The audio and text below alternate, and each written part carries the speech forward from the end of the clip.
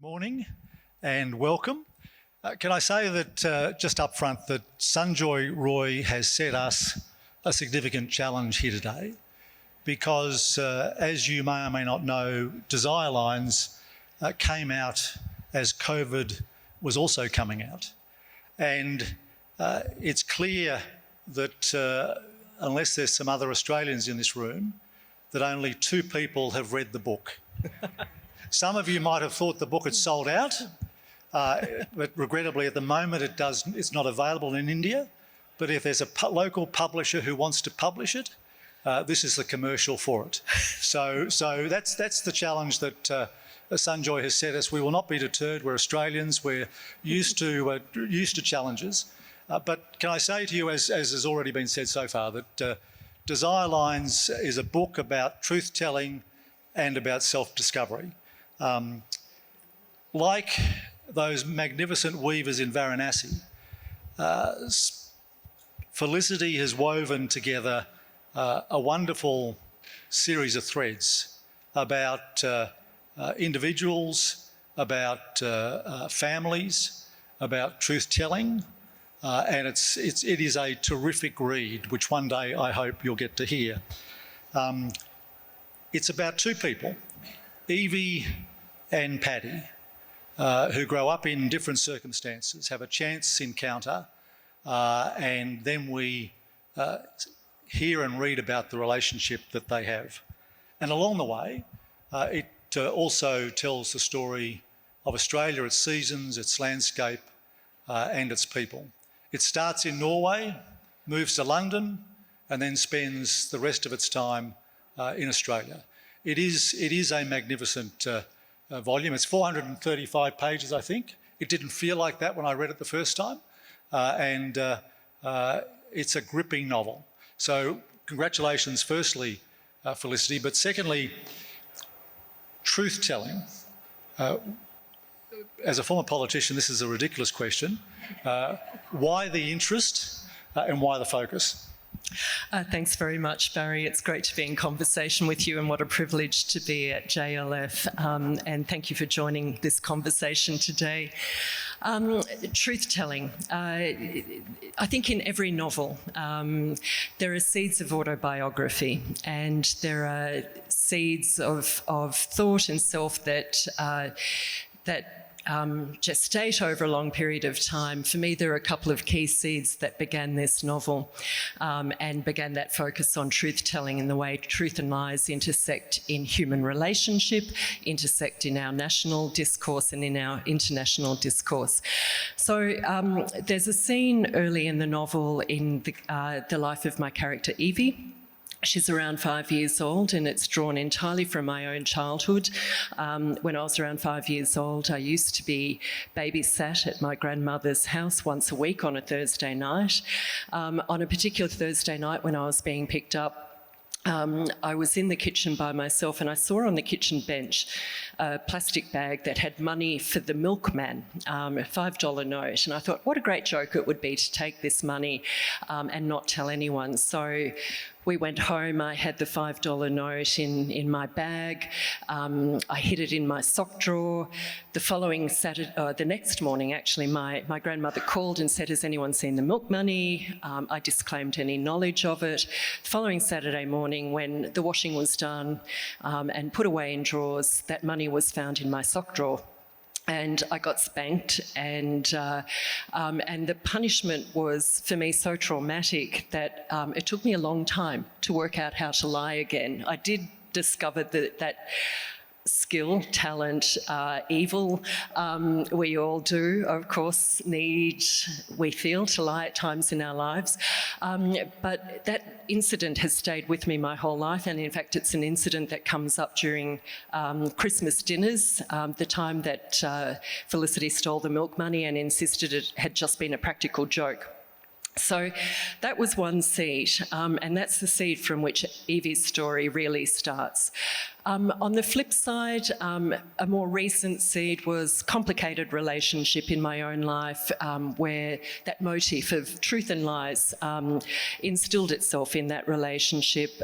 The relationship fell apart a lot because of truth and lies, and I finished, or the relationship was finished on me, and I was left embittered and angry, and started doing what some of us writers do, which is writing for therapy.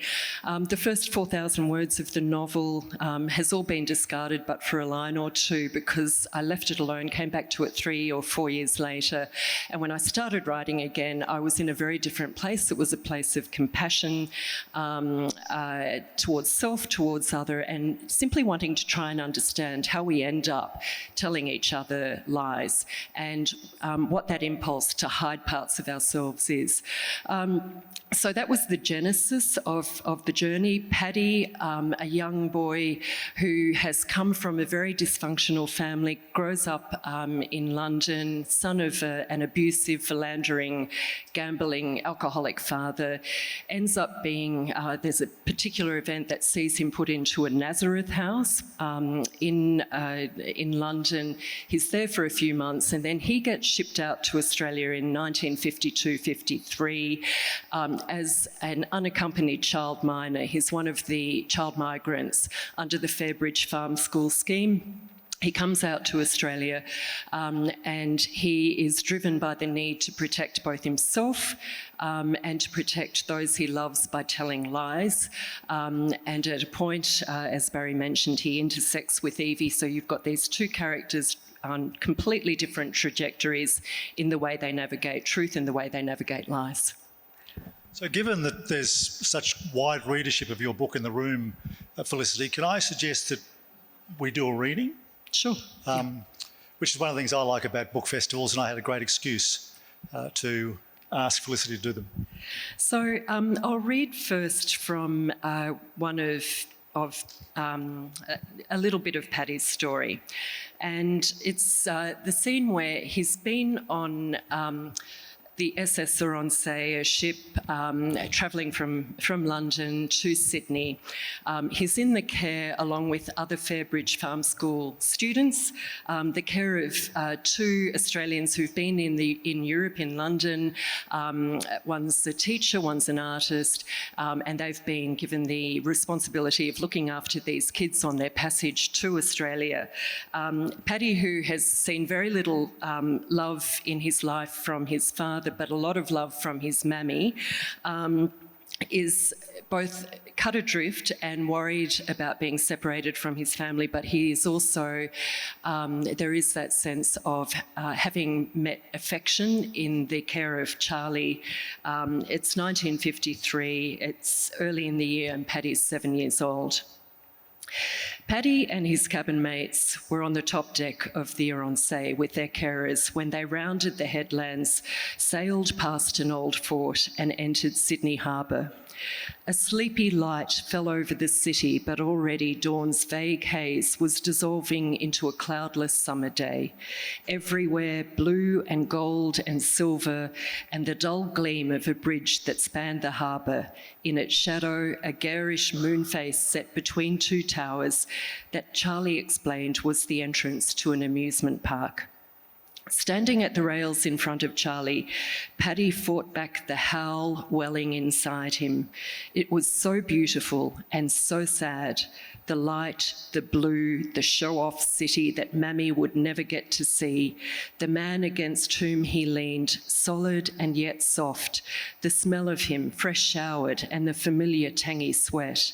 He rested his cheek against the man's beaded skin and swallowed a sob.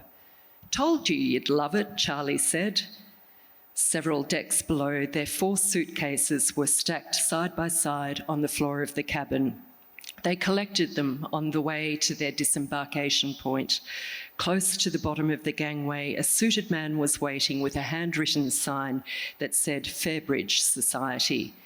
Even from a distance, he was an imposing figure, a head taller than the surrounding throng. Squinting, the man watched for the group of children with their uniform luggage and matching clothing.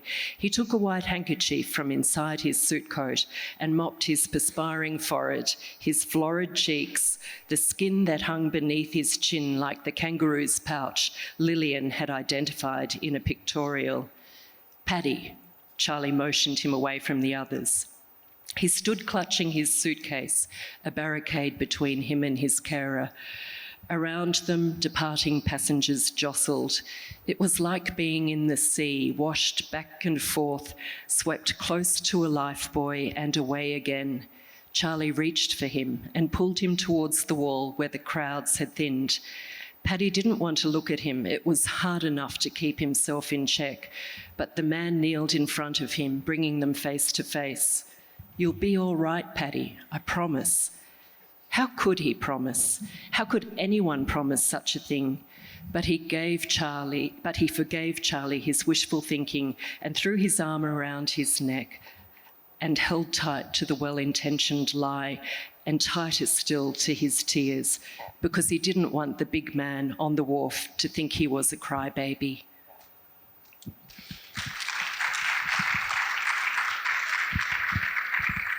And the interesting thing is that the Fairbridge scheme that Paddy came to Australia with continued from the 50s to 1980.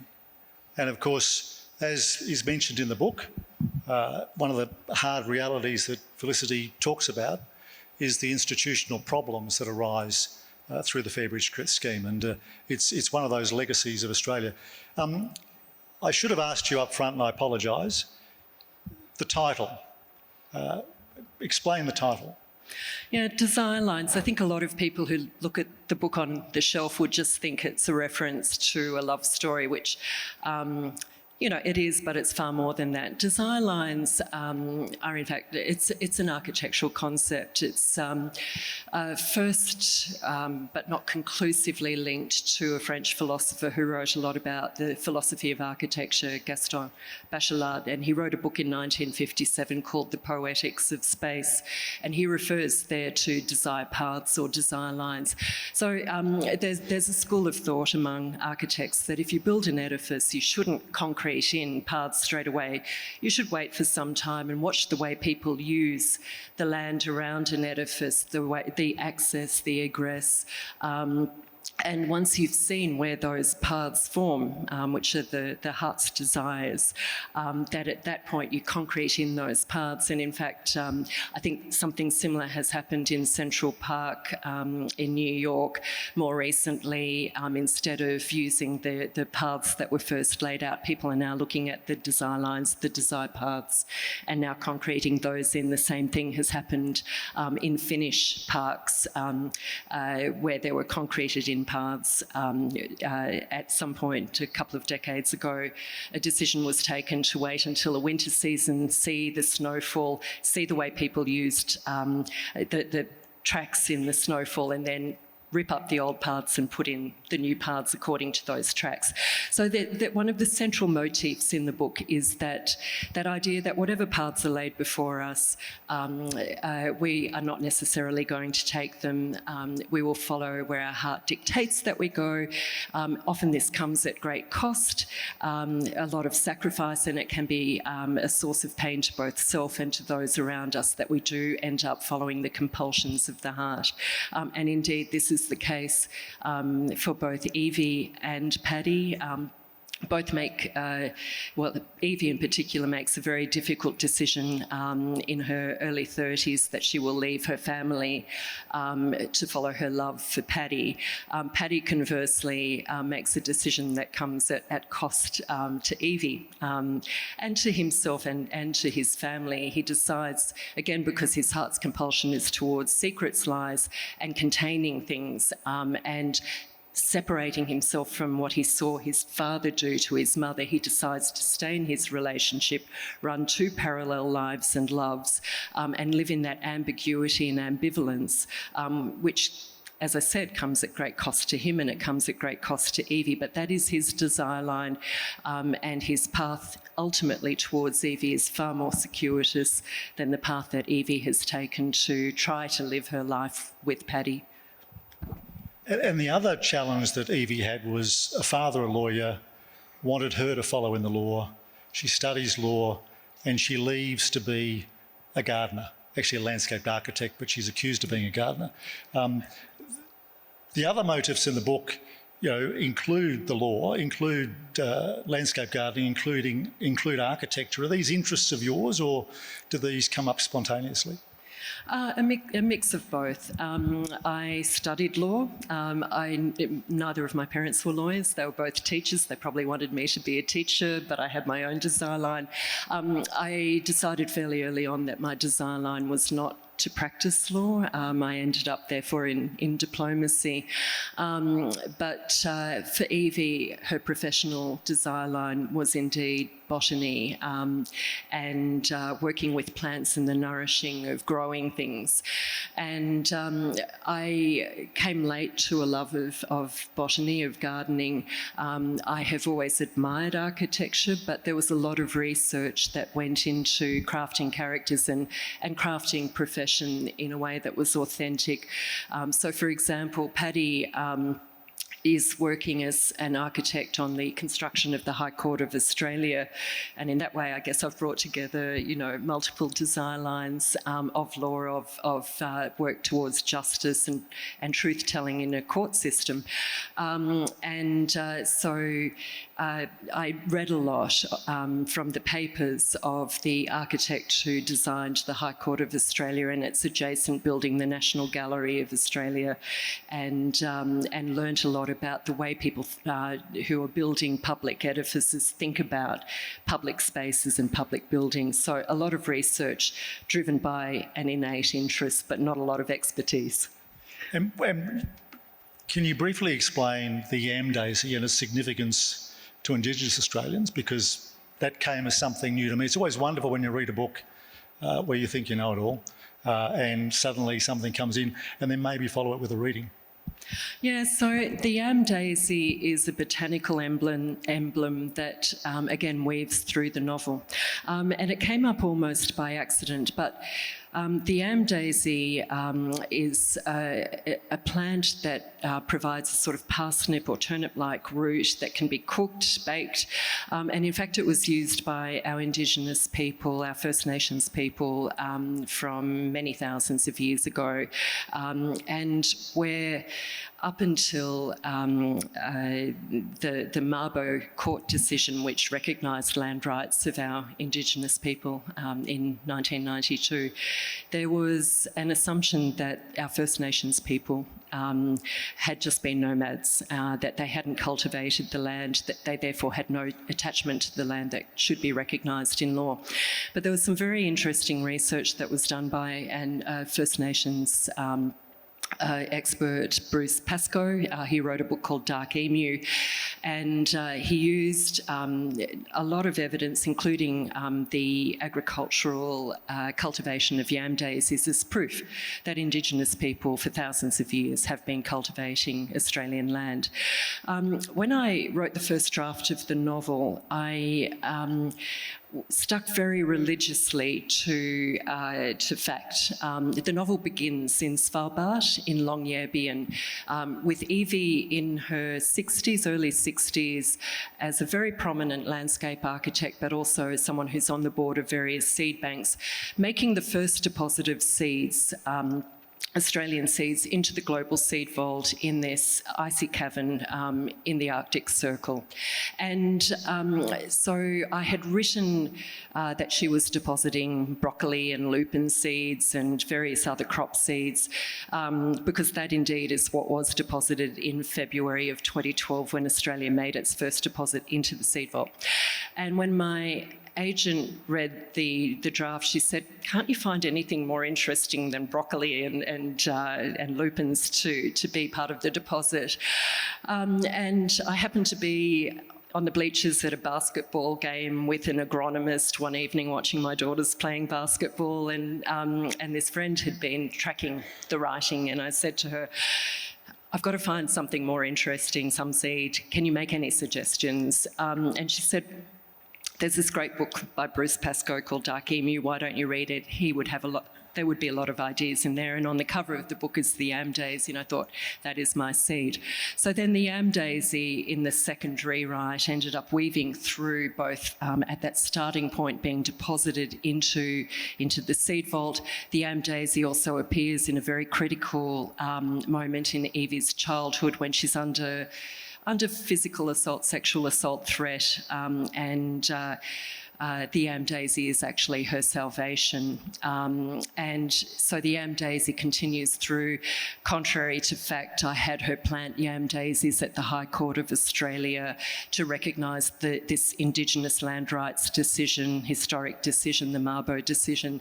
And so it's complete fiction on my part, but very important both in Australia's national story, and it became important also in design lines. And I will read. I might read just a passage from the Global Seed Vault. Very few people have been inside the Seed Vault. A lot of people don't even know about it, but it'll give you a sense of the vault itself and the importance of it. So it's 2012, it's February. Evie is part of a delegation, Australia's first official delegation, depositing seeds into the Global Seed Vault. She's recently arrived in Svalbard, and the boxes of seeds have been brought to the entrance of the vault, and she's taking them through. The group followed the boxes of seeds over a metal grille bridge to the vault's outer door. Evie was relieved to find it warmer in the ante-room than outside, still a few degrees below zero, but relatively balmy. From a row of hooks along the wall, they each took a navy snowsuit, a blue helmet and a pair of crampons, the armour of safe passage through more than 100 metres of icebound tunnel. In the middle of the mountain, an Aladdin's cave had been hollowed out and filled with botanical treasures, frozen at an unchanging minus 18 degrees Celsius. The walls and ceiling of the main chamber were a deceptively static pavé of fine ice crystals. They swirled, glittering in gentle waves, and spilled out around the edges of the concrete floor. The room brought to mind an ancient temple Evie had once visited in Cambodia, fat pythons of Tetramelis nudiflora root strangling the sandstone blocks of the galleries, the slow, muscular flexing of the natural world around human construction. Here, the ice seemed a living organism spreading surreptitiously through the dark. Of the three caverns built to house the world's seed diversity, the one in use was a suite of cobalt and orange shelving, electrical pipes and ducting for the air conditioners. They entered it reverentially. Their crop trust host broke the silence. It might look like a maintenance room, but it always reminds me of a cathedral. Above them, the Gothic ice ceiling stretched the expanse of the grotto. Throughout, the seed's life support system hummed quietly, like a pipe organ filling its chambers in preparation for a hymn. A temple to creation, she said, majestic and Catholic in the broadest sense. She guided them down the aisles between other countries' deposits, South Korean seeds next to North Korea's, in front of boxes from the United States. You never know who will be sitting with you in your pew, and it doesn't actually matter. How the United Nations might be, if only we could keep them all this cool. Once more, her broad, beatific smile. So far, all deposits, no withdrawals, she said, neatly summarising the fragile state of the world in her attempt to cross her gloved fingers. The woman stopped in front of a gap on her left. This will be Australia. They began filling their shelf with boxes bearing taped quarantine seals. So routine, Evie thought, so ordinary as she manoeuvred a selection of seeds she had identified for doomsday storage into its designated position. Like 5 loaves and 2 fishes, they were nothing really, unremarkable until the feeding of the 5,000. She rested her hands on the box, a blessing of sorts. She did not expect to see her seeds again. The prospect of some catastrophe so dire befalling her country that there would be no remaining local stock seemed preposterous. Yet this is what we do, she said to herself. Plant seeds in soil because we believe in the future. Plant them in ice because we doubt it, yet can't help but hope for it.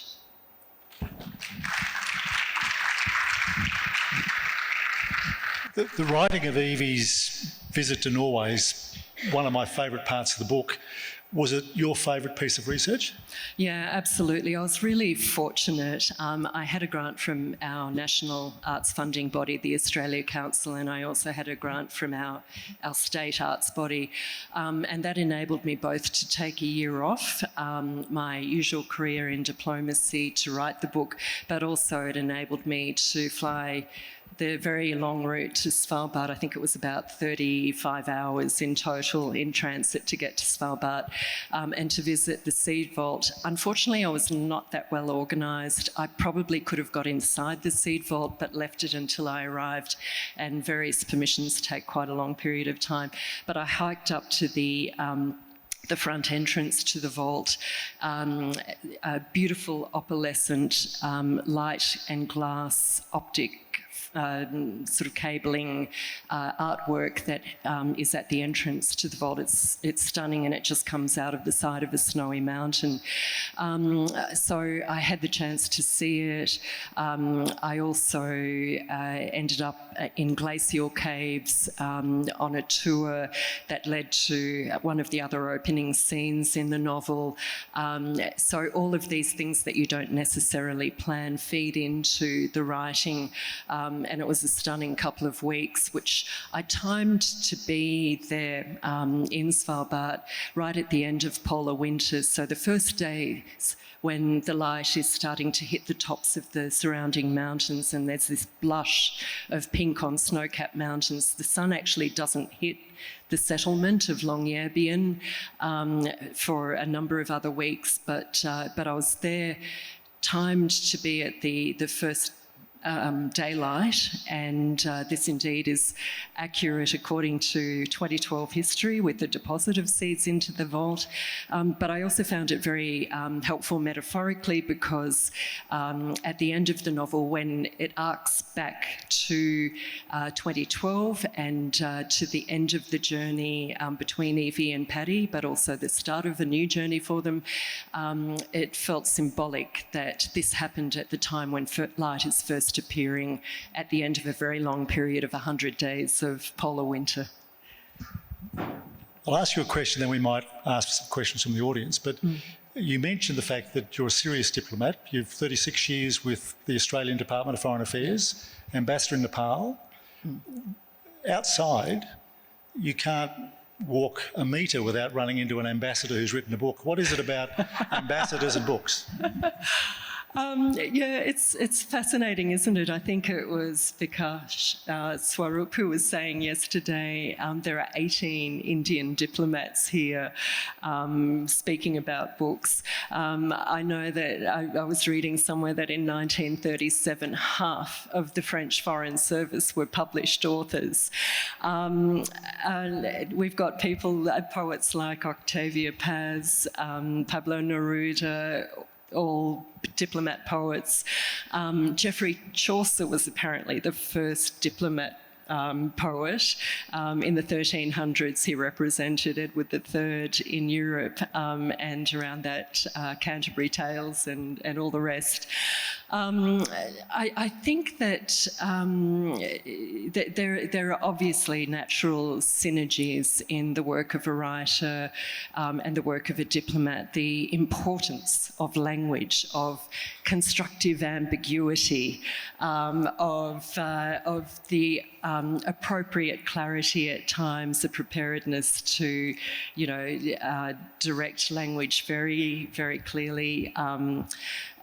So that love of language and a recognition of and a reverence for the importance of language and adherence to the carefully chosen word, I think, is essential in both professions. For me, when I'm asked, how I became a writer, I say it's a mixture of genes. Both my parents were English teachers. My mother, similar to Evie's mother in the book, used to quote Chaucer at home. There was a lot of eye rolling in our house. She still does. And both my parents wrote poetry.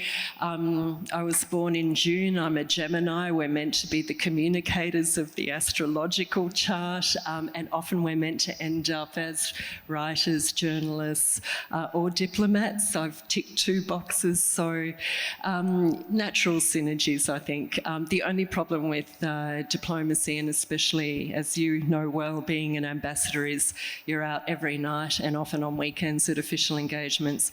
I get no time to write and hardly any time to read, so I'm looking forward to getting back to a quieter life in the written word. Do we have any questions? First one.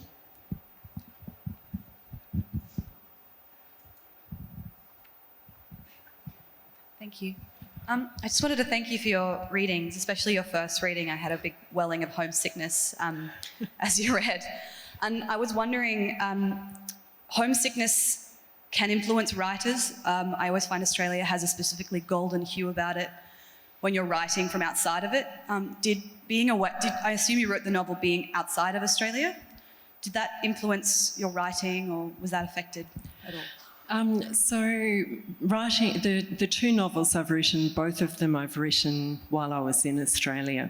I had a long period of time between, I've been posted in Bangladesh, in Laos, and now in Nepal, but unusually, I've had about 20 years in Australia, which was when I started writing the novels.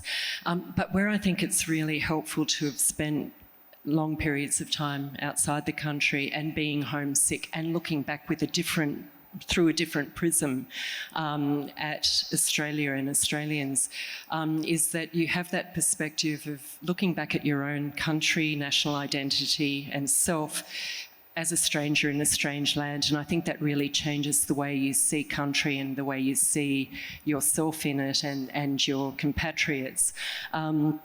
It particularly informed my first novel, Lightning, which featured a Pakistani surgeon who'd pretended to be an Afghan to gain asylum in Australia, and then a 4th generation woman who had come from Afghan Cameleers and a German Lutheran missionary sort of forebears. And a lot of the themes of that novel were around identity and that sense of being not only a stranger in a strange land, but a stranger in your own life.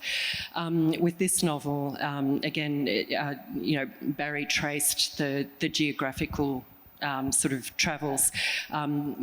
Evie and Paddy also end up in Cambodia at one point, and I think by virtue of the fact that I've travelled a lot, I often find I end up weaving in experiences that I've had around the world into my writing. I find it natural to write from different geographical places, but always with that eye back to what the relationship with Australia and with our own identity is.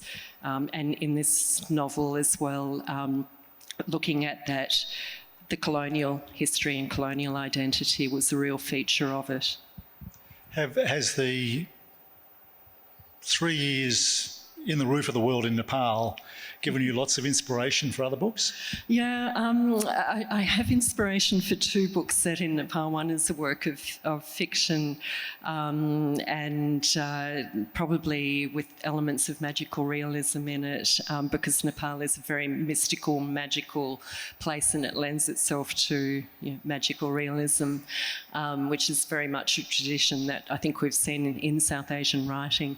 But I'd also like to write a work of narrative non-fiction, not memoir as such, because I think if you write memoir, either you burn relationships or you have to lie, because people never like the way an author, a memoirist, reflects them in a work, and so it's very difficult. I think I would feel sad about hurting anyone's feelings by writing about them in a way where they were identified. So I've got a general idea for something thematic, narrative, non-fiction that draws on the fantastic and really unusual experiences that I've had over 3 years, and that probably also looks at that theme of the way the world treats you differently, and you lose some of yourself in public spaces when you have to occupy a title, and the way title can become so important in the way the world interacts with you, even though you know that you're absolutely the same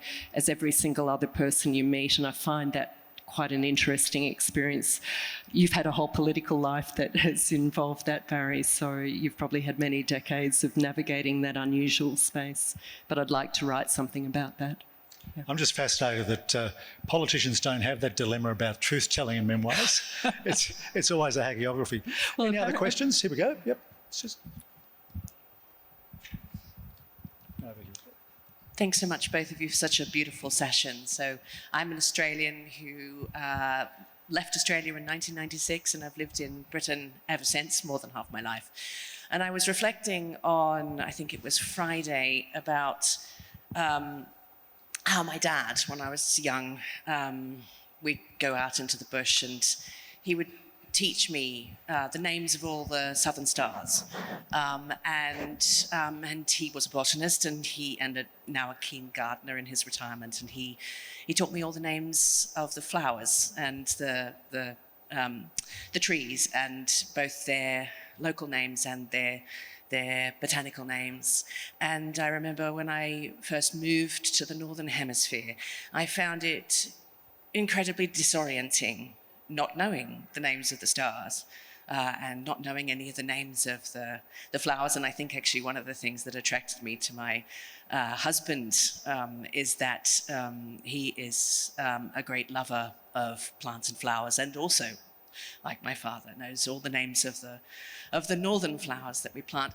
And I just wondered whether you could, I'd love to hear you reflect a little bit more about the groundedness of flowers and plants in terms of the humanness of home.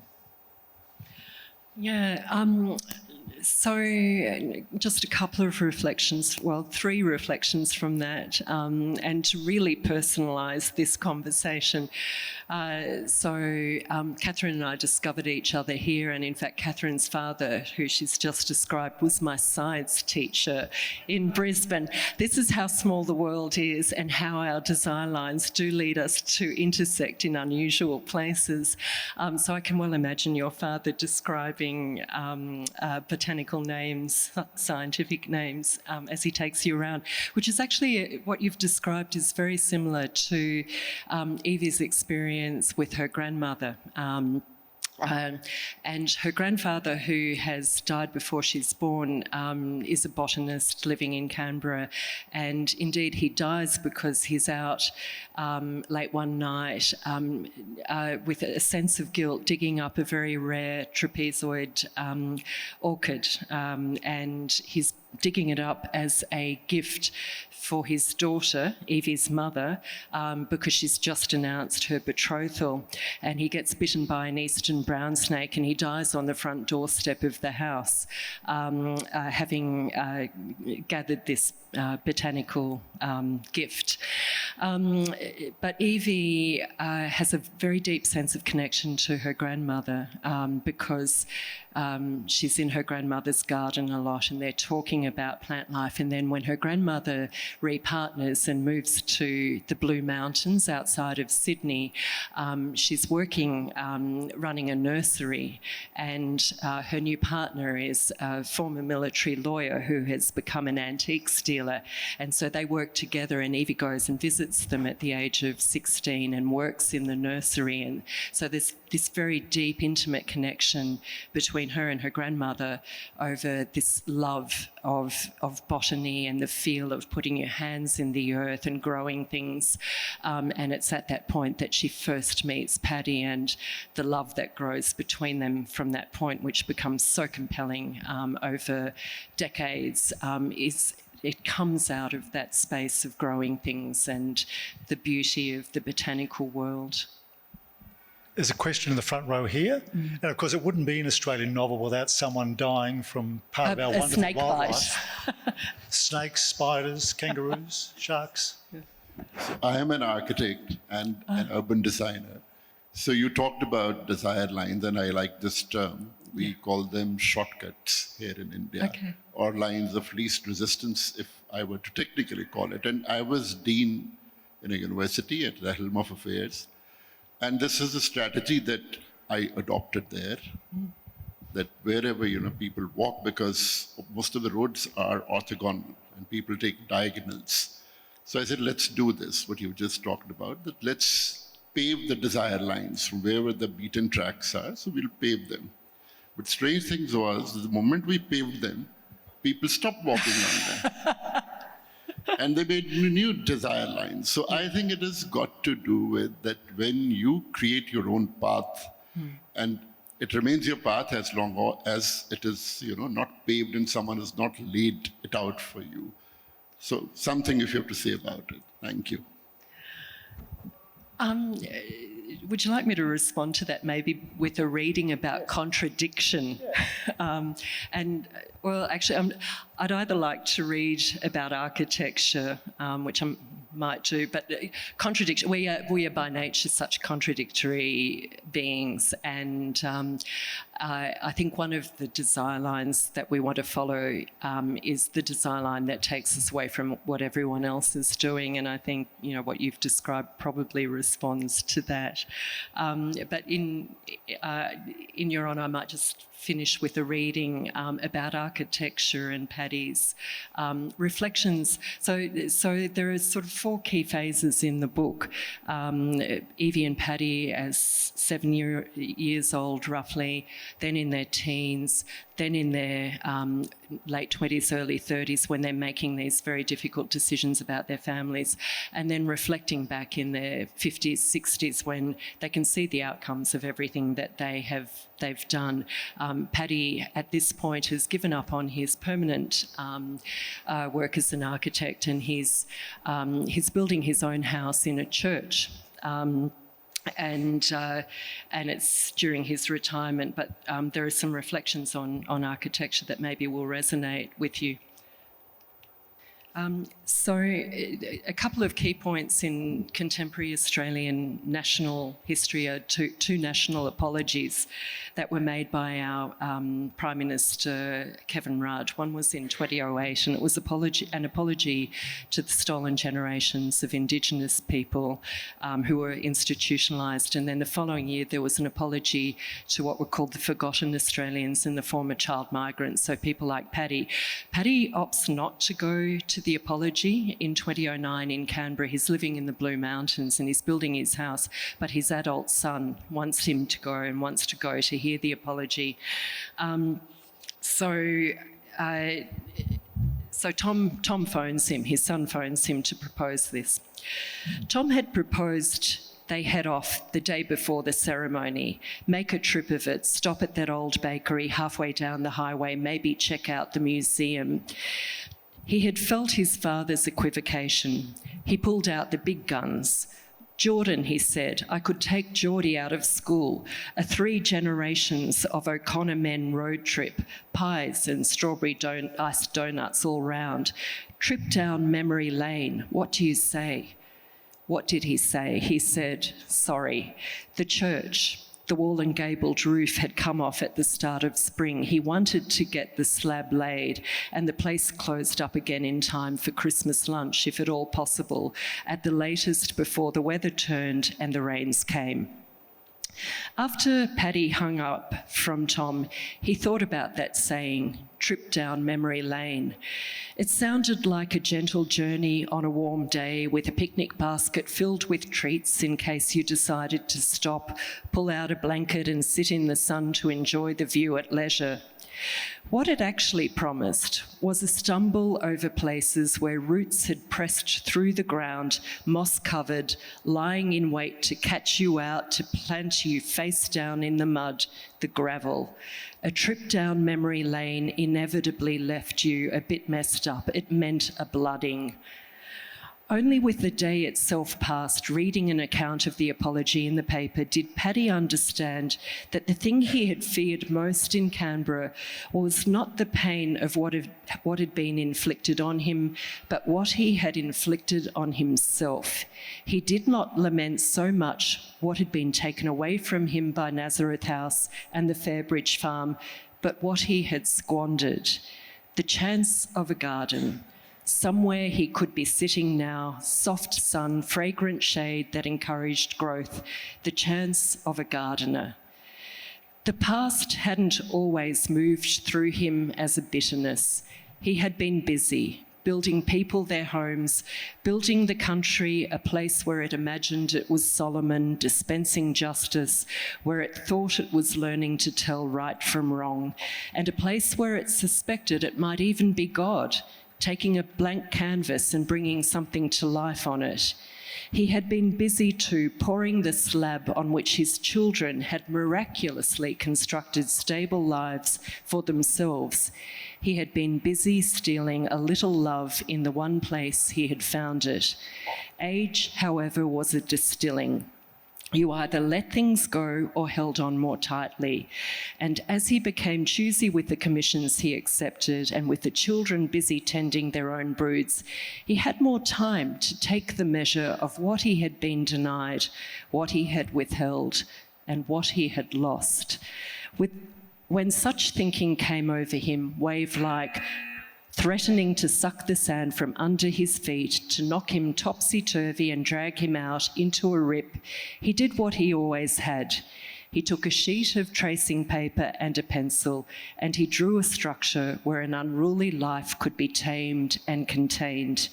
He ran a plane along a piece of felled timber to make it smooth. He mixed cement with water and bound bricks together to make a wall. 20 seconds over time, fantastic. Congratulations, Felicity. I hope the book's published in India, and thank you all for coming. Thank you very much.